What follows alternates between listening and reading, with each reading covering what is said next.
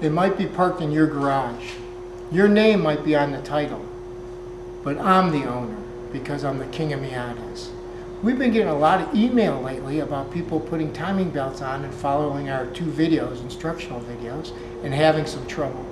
So right now what I'd like to do is go over all the common problems and common mistakes that people make replacing the timing belt. First thing we're going to talk about is the front damper. So the front damper or the front crankshaft pulley on the car, it's actually rubber mounted, okay? So there's a rubber band. If we take a look at the pulley right here, we can see here's the back of a pulley that's a bad pulley, okay? And we can see the outer rim where the belts go, and we can see the inner hub that goes onto the crankshaft. And if you see what happens to it, it actually starts to spin on itself. Let me see if I can get this one to move. You can see actually how it turns. So what you're going to do is you're going to lose the position of the timing mark on the pulley. So if you trust the pulley, you could be wrong. So what we're going to do today is we're going to teach you how to actually index #1 cylinder on top dead center. Let's take a look at the timing marks themselves and the pulleys. So this is the lower cover that you see. And you see there's the top, the T, and there's your 10 degrees. So that's your standard time is 10 degrees when you look with your light when you're running. Now this is that short nose crankshaft. And this is how you would see it. You would see there would be the T. If you look at the pulley too, you can see that it's offset. There's top dead center of the crankshaft right there.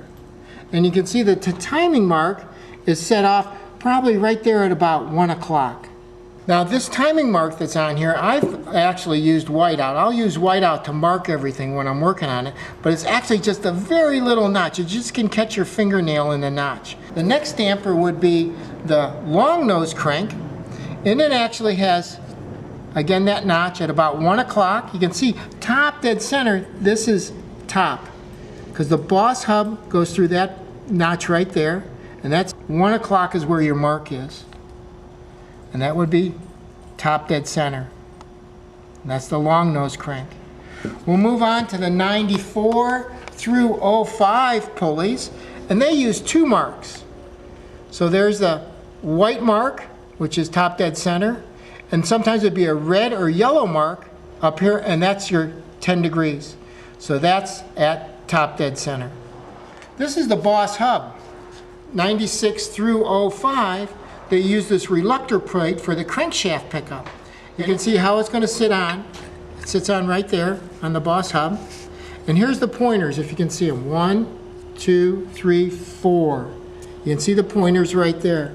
This plate goes on with the recess. If you can see the recess goes toward the boss hub. So it fits just like that. What is on correctly, we've got a tooth up here, right? Pin, tooth up near 12 o'clock, okay? If you were to put it on backwards, flip it upside down, and put the recess toward the front of the engine, toward the pulley, you can see what happens is the timing marks are off. Now it's changed the timing of the engine, and the engine won't start. People who may need actually written instructions, and I would suggest this website. So for step-by-step written instructions, go to www.mx5unleashed.com, and that's Peter's website. And he's got the instructions all written out for you.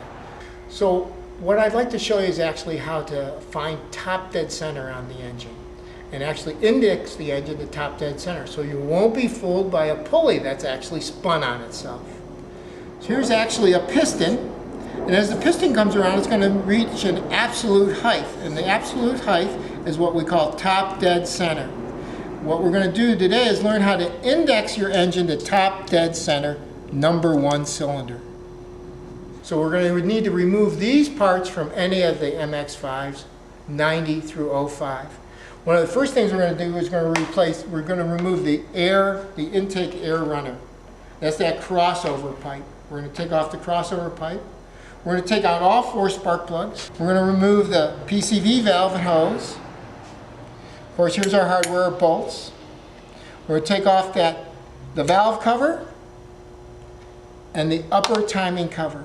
By indexing the engine, we won't have to actually look at the bottom gear, the timing gear on the crankshaft, because we're going to use top dead center #1 piston to be absolutely positive it's on top dead center. Now we're going to take a look actually at the engine that's exposed to set up top dead center #1 cylinder. So let's take a look at the engine, and we know we're close to top dead center #1 when we look at the position of the camshafts.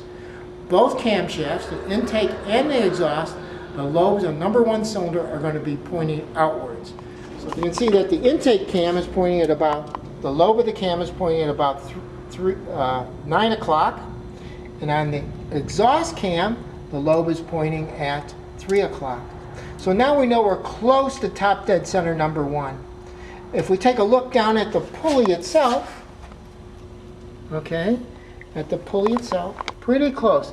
There's our mark on our damper, front damper, and there's top dead center #1. So now we're going to try to index the piston. I'm going to show you how to do that. So now to get the engine close to top dead center #1 with the cams in the right position, there's a couple ways. One way is actually to have a helper bump the engine over.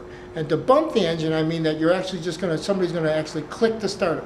Click, click, click, and get it close. Once you have it close, I'm going to use this breaker bar and a 21 short socket on the front crankshaft bolt to turn the engine to get it perfectly in place. To find top dead center on the piston, I'm going to use a long screwdriver. I'm going to drop it into the hole.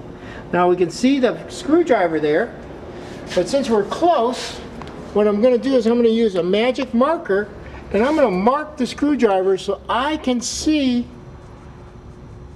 where the right place is. So I can see the screwdriver, because the tiny screwdriver is hard to watch. Now I'm going to take the breaker bar, put it onto the crankshaft. Now once we have it on, I'm going to actually move the engine back, rock the engine back and forth, and look for top dead center. I've gone over it. Now let's watch it. Here it is. It's coming up. It's going down. It's coming up. It's going down. So let's bring it just up, just right there. Now let's take a look downstairs and look at our mark, and we can see our mark is right there. There's our top dead center. So now we know the engine is at top dead center. So let's take a look at the pulleys. We have the intake pulley with the I up and the E according to the mark on the cover, and the exhaust cam is E up, the index mark is the I, and the I on the cover. So now it's important to actually see the eye and follow the tooth where the mark is. There's just a little groove in there. I've used whiteout to mark it, and follow that tooth back. And then the E on the intake cam, and follow that tooth back again to the cover. Now once you've done that and indexed the engine at #1, and you have the gears properly aligned like you've just seen done, that's correct. So if that's correct, then your engine cam timing is correct, and it will run right. Now let's talk about problems when the camshafts are set wrong. If you set the intake camshaft wrong, the engine will either have a great idle but no top end, or a terrible idle quality and a great top end. And if you set up the exhaust cam bad, it's difficult to see, but if you put it off 2 teeth, the engine will overheat. It will not let the exhaust out soon enough, and it holds too much heat in the engine. So an engine that overheats, and you've just done your timing belt, look at the exhaust cam. The exhaust cam very well may be at 2 teeth out of time. If an exhaust cam is 1 tooth out of time, it kind of makes an engine that is anemic. It doesn't have all the power it could. Hey, thanks a lot for watching these videos. I hope this is going to correct some problems you've been running into.